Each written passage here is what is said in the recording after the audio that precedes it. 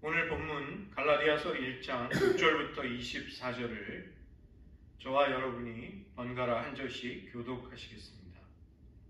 그리스도의 은혜로 너희를 부르신 이를 이같이 속히 떠나 다른 복음을 따르는 것을 내가 이상하게 여기노라. 다른 복음은 없나니 다만 어떤 사람들이 너희를 부르려고 그리스도의 복음을 전하게 하려 합니다. 그러나 우리나 혹은 하늘로부터 온 천사라도 우리가 너에게 전한 복음 외에 다른 복음을 전하면 저주를 받을지어다. 우리가 전에 말하였거니와 내가 지금 다시 말하노니 만일 누구든지 너희가 받은 것 외에 다른 복음을 전하면 저주를 받을지어다.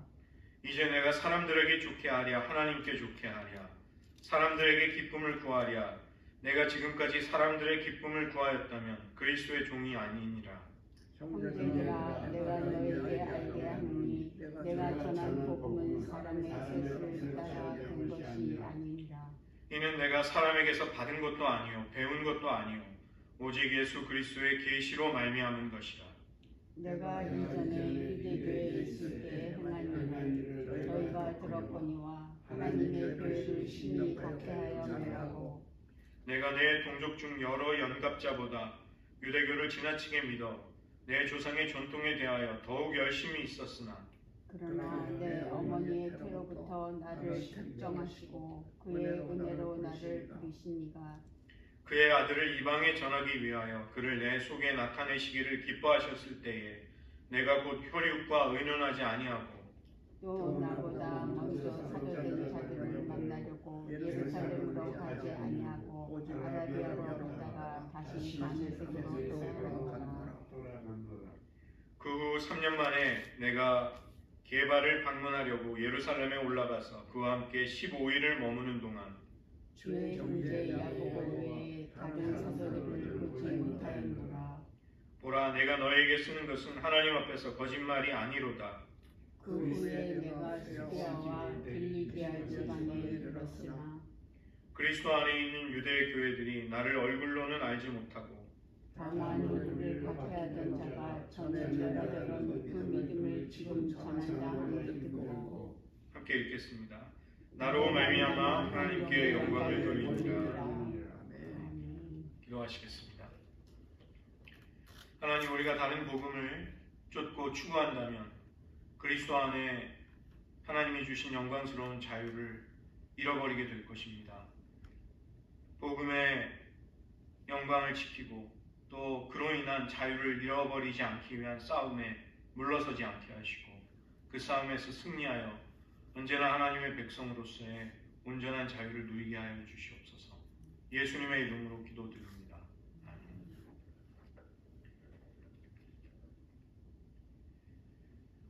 갈라디아서는 복음이 우리에게 가져다주는 진정한 자유를 선포하고 있는 서신서입니다. 사도 바울이 제2차 전도 여행 때 사도 바울의 설교를 통해서 갈라디아 지역의 교회가 개척이 됩니다. 사도행전 16장 10절이 그 사실을 말해주고 있습니다. 그리고 나서 사도 바울은 사도행전 18장 23절에 따르면 3차 전도 여행 길에 다시 갈라디아를 들리게 되는데 교회를 순전한 복음에 서 있지 못하도록 하는 거짓 선생들, 그릇된 교사들이 교회에서 벌이고 있는 악한 일들에 관해 알게 된 것이죠. 하나님을 참으로 기쁘시게 하기 위해서는 모세의 율법에 규정된 유대교의 문화적인 관습을 따라서 음식법을 지켜야 하고 언약의 표인 할례를 몸에 가지고 있어야 하고 모든 의식들을 의무적으로 철저히 따라야 한다고 거짓된 잘못된 가르침을 전했던 것입니다. 교회의 위기 속에서 사도 바울은 갈라디아 교회에 다시 복음에 대해 강조하며 복음을 선포하고 있는 것입니다. 복음은 불신자가 듣고 나서 더 이상 필요가 없어지는 그런 것이 아니라는 것입니다. 우리는 계속해서 복음의 선포를 들어야만 합니다. 왜냐하면 복음은 우리 신앙의 기초이자 우리 신앙의 전부이기 때문에 그런 것이죠. 불신자와 추신자에게만이 아니라 우리 신앙인들도 계속해서 정기적으로 복음을 듣고 우리의 삶 전체를 복음 위에 세우려 해야 하고 복음을 따라서 살려고 해야만 합니다.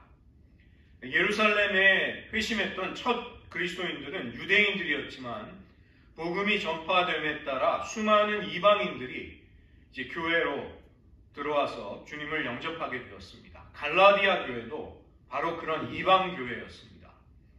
사도 바울이 걱정하면서 아주 열정적인 어조로 편지를 써보냈던 갈라디아 교회가 왜 불화와 혼돈을 겪고 있는가? 그들이 듣고 믿었던 복음의 본질에 대한 혼란이 생겼기 때문입니다.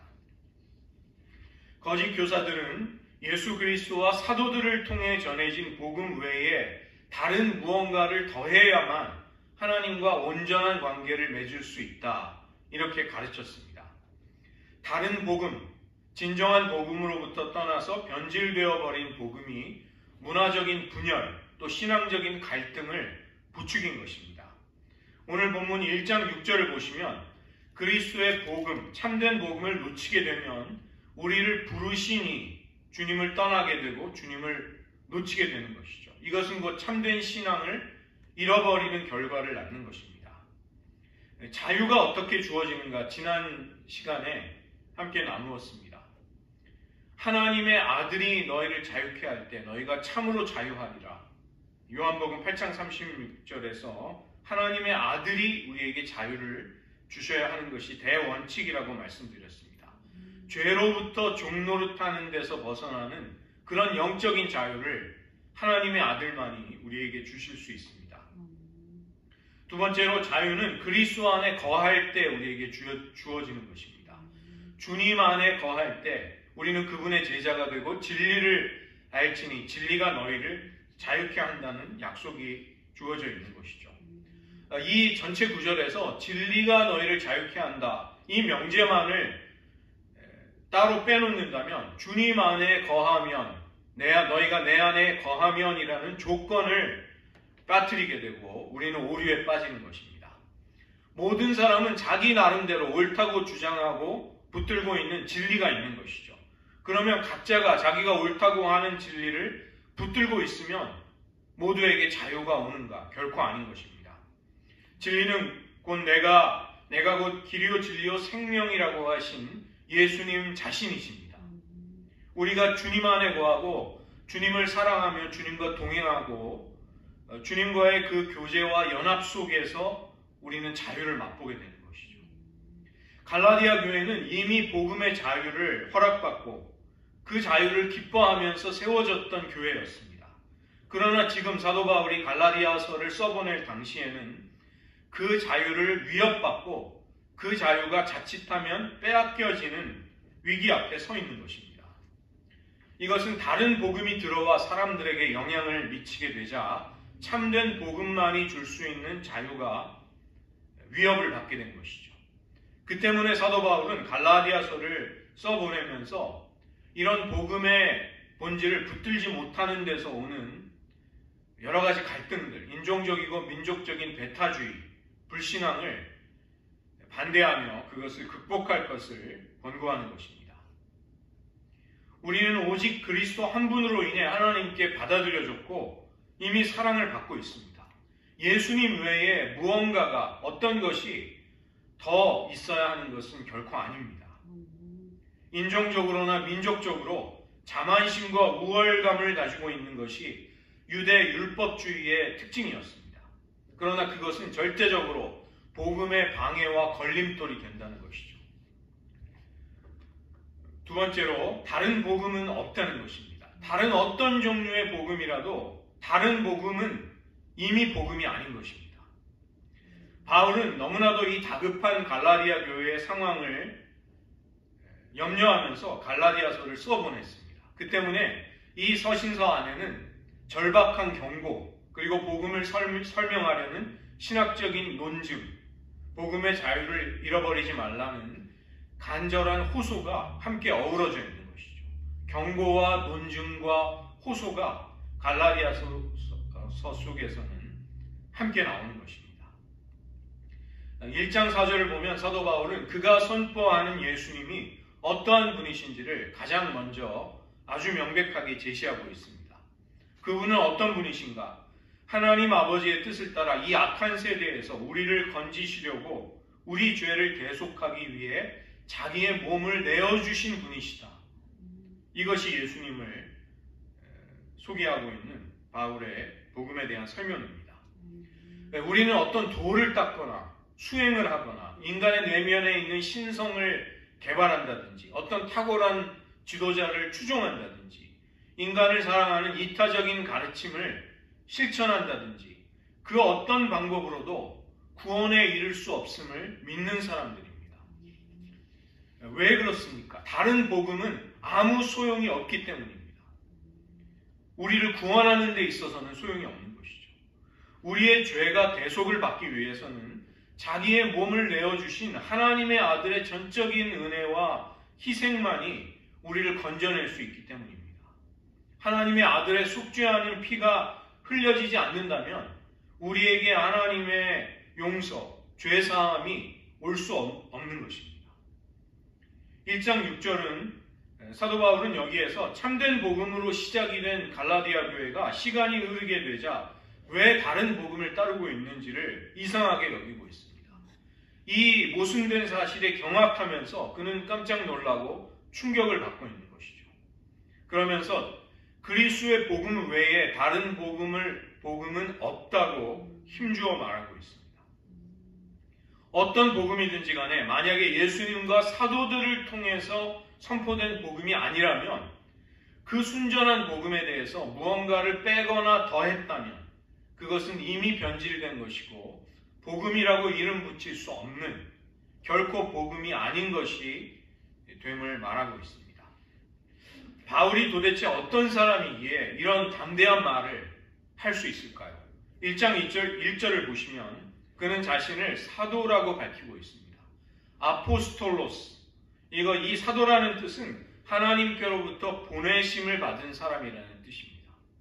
하나님께서 보내신 사람. 사람에게서 난 것도 사람으로 말미암지도 않고 그는 하나님 아버지로 말미암아 사도가 되었습니다. 이것은 하나님이 그를 직접 선택하시고 하나님과 아들의 복음을 계시하시고 그를 직접 보내셨음을 의미합니다.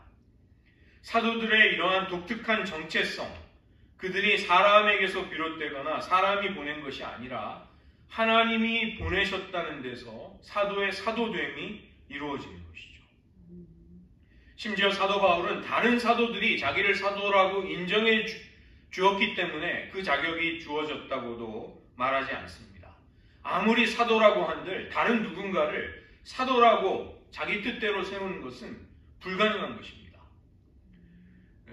지금은 좀 사그라졌지만 한때 뉴 아포스톨릭 무브먼트라고 그런 운동이 있었습니다. 좀 황당했던 것은 자기들이 사도가 누군지를 정해요. 자기들이 이렇게 평가를 해서 이 사람은 사도가 될 만해. 그러면은 사도라는 호칭을 부여해 줍니다. 하나님이 주신 이 사도 바울의 독특한 신적인 권위가 있었기 때문에 사도 바울은 오늘 갈라디아서 속에서 진짜 복음과 다른 복음을 말할 수 있는 자격이 있는 것입니다. 그가 하나님께 받은 복음이 곧 이단과 정통을 판가름하는 기준이 되는 것입니다. 그래서 아무리 사도라고 할지라도 예수님의 이 그리스도의 메시지를 수정하거나 변경하거나 첨가할 수 없습니다. 만일 어느 누구라도 복음을 변질시키려고 한다면 그 사람이 심지어 우리라고 할지라도 혹은 하나님이 하늘로부터 보내신 천사라도 저주를 받음을 말하는 것이죠.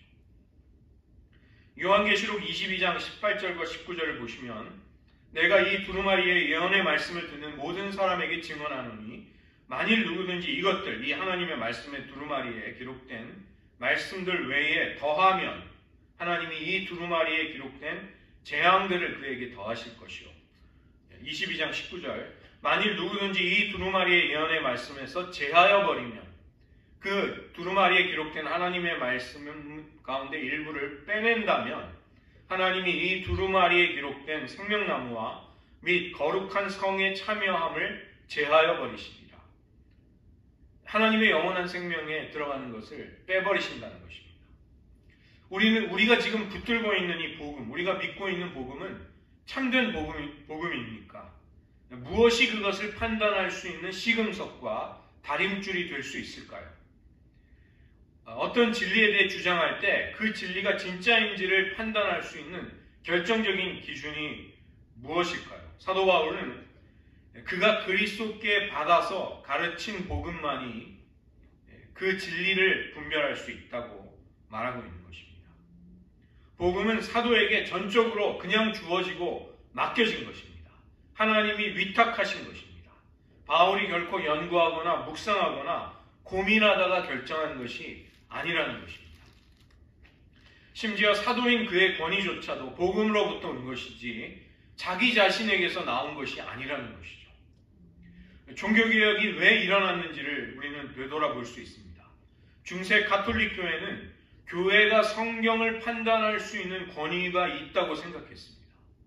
그러나 종교개혁자들은 교회가 성경을 판단해서는 안 되고 교회가 성경의 권위 아래에 있어야 한다는 것을 믿고 주장했던 것이죠. 이 완전히 상반되는 입장 때문에 종교개혁은 일어난 것입니다.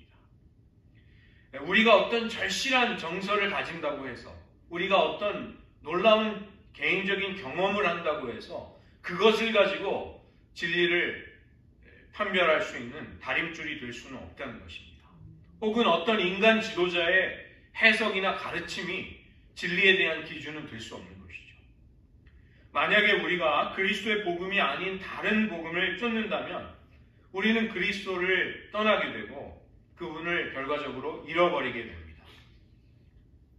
다른 복음이 될 때 그것은 복음에서 무언가가 고쳐지고 개선이 되는 것이 아니라 전혀 복음이 아닌 것, 정말 아무것도 아닌 것이 되는 것입니다.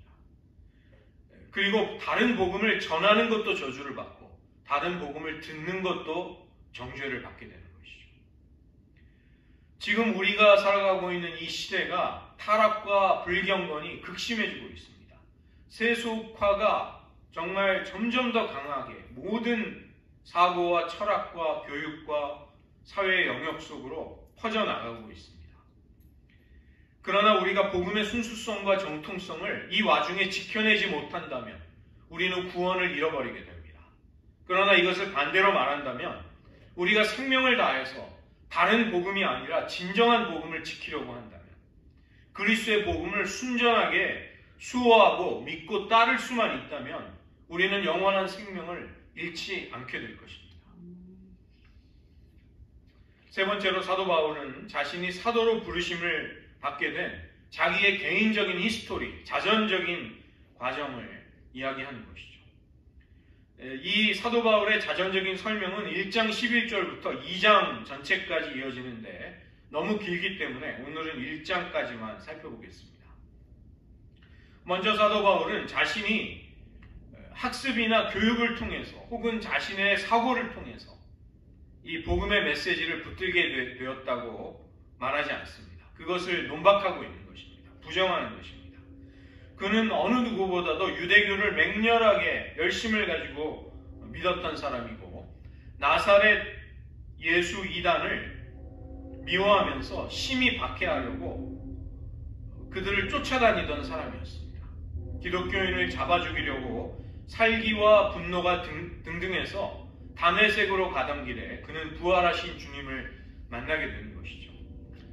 그런 과거의 바울을 생각해 본다면, 사울이었던 시절을 생각해 본다면 그는 완전히 그 복음과는 반대되고 결코 복음과는 동떨어진 완전히 대척점에 있는 사람인 것이죠. 복음은 그가 수용하거나 받아들이거나 마음에 품을 수 있는 그런 것이 절대로 아니었던 것입니다. 그러나 그가 어떻게 사도가 되었겠습니까? 11절도 보시면 내가 전한 복음은 사람의 뜻을 따른 것이 아니다. 12절 사람에게서 받거나 배운 것도 아니다. 이렇게 말합니다. 두 번째로 사도 바울은 자신이 전한 복음이 다른 사도들의 인정을 받거나 자격을 부여받아서 가지게 된 복음이 아니라고 말하는 것입니다. 1장 16절과 17절을 보시면 그는 복음의 계시를 받은 다음에 혈육과 즉 사람들과 의논하지 않았다는 것이죠. 사람들에게 자기가 받게 된 계시의 내용을 확인받으려고, 인정받으려고 어떤 시도도 하지 않았다는 것입니다. 예수님과 공생애를 함께 보내고 바울보다 먼저 사도로 선택을 받은 다른 사도들이 있었습니다. 근데 그들을 만나러 가지 않았다는 것입니다. 회심 직후에 가지 않았다는 것이죠. 그러면 그는 무슨 일을 했는가? 17절을 보시면 다메섹으로 가던 길에 부활하신 주님을 만나고 나서 그는 그 이후에 아라비아로 갔습니다. 이 아라비아는 어디를 말하냐면 오늘날 요르단에 해당되는 그 당시 나바티아 왕국, 그는 나바티아 왕국에서 약 3년 정도를 보냅니다. 사도 바울은 그 시절에 성령의 조명을 받아 구약성경 전체를 철저히 읽으면서 복음의 계시를 연구하고 묵상할 수 있었습니다. 그 때문에 그는 신약성서 27권 중에 13권을 저술할 수 있었던 것이죠. 그 아라비아 광야에서의 세월 동안 그는 그리스도의 계시를 깊이 묵상하고 연구하고 거기에 담겨져 있는 복음의 참된 뜻과 본질을 헤아릴 수 있게 된 것입니다. 그는 열정과 기쁨만을 가지고 복음을 전하러 바로 떠나지 않았습니다. 꽤나 오랜 시간을 그는 준비한 것입니다. 예수님도 공생의 3년을 위해서 30년을 준비하셨습니다. 그러나 우리는 왜 조급해 할까요? 주님과 동행하고 말씀을 묵상하고 성령의 음성을 듣는 시간이 우리에게 많이 있어야 합니다. 우리의 삶에서 하나님은 결코 우리 삶의 어떤 한 조각도 낭비되거나 허비되지 않도록 하시는 분이십니다. 우리는 고난과 어려움과 좌절을 겪게 될 때 정말 우리의 인생이 허비되고 있다 이렇게 생각을 하지만 실상 우리는 그 시절에 그때 비로소 겸손을 배울 수 있게 됩니다. 우리가 우리의 힘으로 할 수 있는 것이 거의 없음을 깨닫게 되고 내가 내 힘으로 애쓰는 대신에 더 하나님을 의지해야 되겠다는 그 절실한 마음이 그때 생기는 것입니다. 18절을 보시면 그 후 3년이 지나자 바울은 게바를 만나러 베드로를 방문하러 예루살렘으로 올라갑니다. 예루살렘 교회 사도회의 지시를 받기 위해서가 아니라 다른 사도들과의 연합을 이루기 위해서 그리고 자기가 받은 그리스도의 이 복음의 메시지와 다른 사도들의 메시지가 일치한다는 것을 나타내 보이기 위해서 그는 베드로를 만나러 갔습니다. 우리가 복음에 굳게 서 있게 되면 우리는 더 이상 사람에게 아첨하거나 사람에게 인정받으려고 비굴해지지 않게 됩니다. 그렇다고 해서 내가 복음을 가지고 있으니 나만 옳다는 식으로 교만해지지도 않는 것이죠. 하나님이 세우신 권위에 순종하면서 복음을 따르고 복음에 헌신한 사람들과 함께 화합할 수 있게 되고 또 함께 할 수 있게 되는 것입니다. 1장 24절을 보시면 예루살렘 교회, 유대의 교회들 그리고 다른 사도들은 하나님이 사도 바울에게 행하신 일을 놀라워하고 함께 기뻐했습니다. 하나님이 바울을 통해 그리스도의 복음으로 행하시는 놀라운 구원의 역사에 대해 함께 즐거워하며 하나님께 영광을 돌릴 수 있었습니다. 마지막으로 사도 바울은 그의 내밀한 사적인 생활을 드러내 보이는 간증을 하고 있는 것이죠. 그리고 이 간증을 통해 하나님께 더욱 영광을 돌리기를 원하는 것입니다. 1장 15절과 16절입니다. 과거의 바울은 교회를 핍박하고 진멸하려는 열정이 곧 하나님을 위한 열심이라고 생각했던 광신자였습니다. 맹목적인 광신도였던 것이죠. 그러나 그런 그를 하나님은 놀랍게도 사도로 불러주셨습니다. 세상에 가장 일어날 것 같지 않은 사건이 일어난 것입니다. 자격을 따져볼 때 가장 자격이 없는 사람에게 하나님은 갑자기 사도라는 자격을 부여해 주신 것이죠. 이것은 그냥 우연히 일어난 것이 아니라 모태로부터 하나님이 그를 택정하시고 은혜로 불러주신 일이었습니다. 바울은 이것을 뜨거운 감격과 감사로 이야기하고 있는 것이죠. 바울이 여기에 왜 자신의 간증을 끼워 넣었는가? 그것은 자신을 주목받게 하려는 의도가 아니었습니다. 하나님이 자기의 아들 예수 그리스도 부활하신 주님을 그에게 나타내 보이셨습니다. 계시하신 것이죠.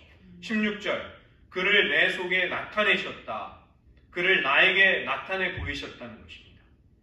하나님은 바울을 사랑하셔서 그를 택하셨고 사도로 부르실 때 이 모든 일들을 기뻐하셨습니다. 기쁨으로 이 모든 것들을 행하신 것입니다. 하나님도 이처럼 우리를 그리스도 안에서 기뻐하십니다. 스바냐 선지자가 고백했던 것과 같은 것이죠. 스바냐 3장 17절에 너의 하나님 여호와가 너의 가운데 계시니 그는 구원을 베푸실 전능자시라. 샤다이 그가 너로 말미암아 기쁨을 이기지 못하시며 너를 잠잠히 사랑하시며 너로 말미암아 즐거이 부르며 기뻐하시리라. 하나님은 우리를 그냥 무덤덤하게 구원하신 것이 아니라는 것입니다. 하나님은 기쁨에 넘쳐서 즐거이 노래를 부르시며 춤을 추시며 우리를 구원하셨습니다.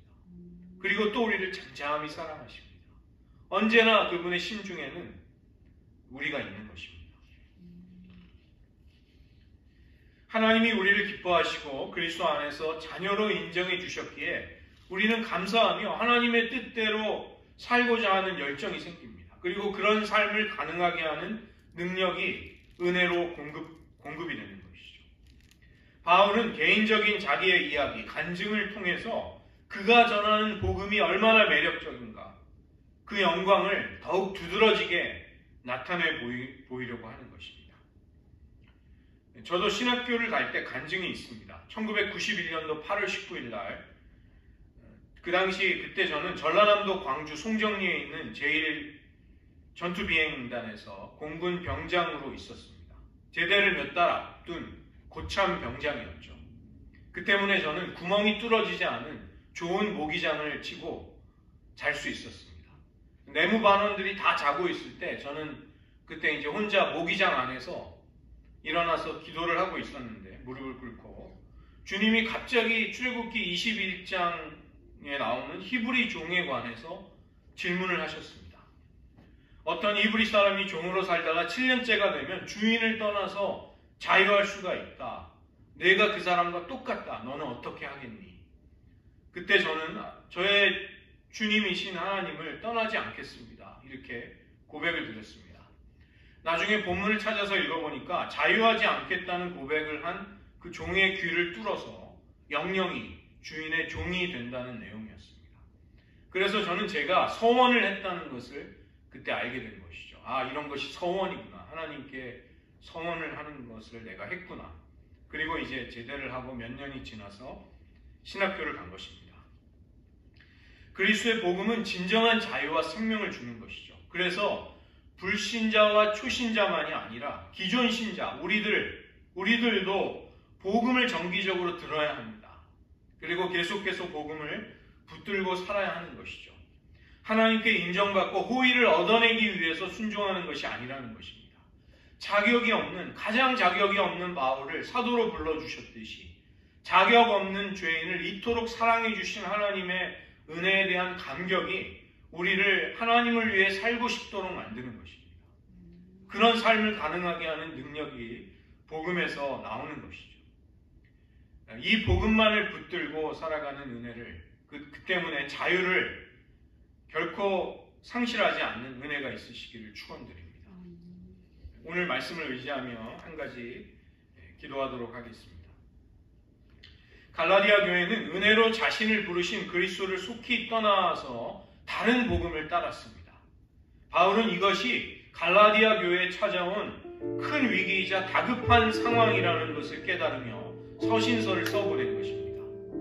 우리가 복음의 본질에 대해 혼란을 가지거나 그리스도의 복음이 아닌 다른 복음에 기울어지게 되면 위기와 혼돈이 찾아옵니다. 다른 복음은 복음이 아니기 때문에 우리의 자유를 제한하고 끝내는 우리의 자유를 빼앗아가는 것입니다. 이 시간 기도하기 원하는 것은 하나님 우리에게도 그리스도의 복음을 다시 들려주시옵소서. 그 진리에만 굳게 설 수 있게 하여 주시옵소서. 하나님의 교회를 핍박하고 스데반 집사가 돌에 맞아 순교할 때 곁에서 그의 옷을 지키고 있었던 분노와 살기로 등등했던 청년 사울을 하나님은 놀랍게도 사도로 부르시고 복음을 계시하셨습니다. 우리 역시 바울처럼 대단한 사람은 아닐지라도 은혜의 본질에 있어서, 은혜의 부르심에 있어서는 우리도 똑같은 것입니다. 우리는 하나님을 사랑하지도 않았고 하나님을 귀하게 여기며 감사하지도 않았던 죄인이었습니다. 하나님께 영광을 돌리지도 않고 대적했던 죄인된 우리를 하나님은 은혜로 부르셨고 그 은혜를 주신 것입니다. 이 시간 저희들 평생 하나님만을 사랑하며 하나님만을 따르게 하여 주시옵소서. 다른 복음, 거짓된 복음을 분별케 하시고 우리에게 행하신 하나님의 은혜로 말미암아서 우리의 삶을 보면서 다른 이들도 영광을 돌릴 수 있게 하여 주시옵소서. 이 시간 한번 우리들의 입술로 고백하며 기도하겠습니다.